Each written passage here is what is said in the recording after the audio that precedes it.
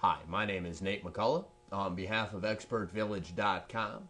In this clip, we're going to talk about the proper way to release the stored energy in the vehicle's springs. What we're going to do is unscrew our strut compressor.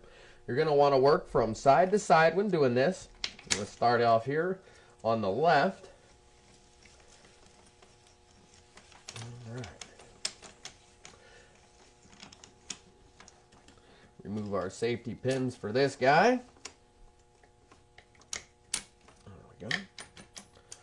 Alright, this is one side of our strut compressor we have out of the way.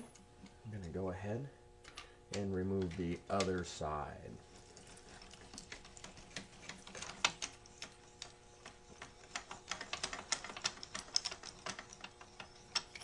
Alright, pull the safety pins out.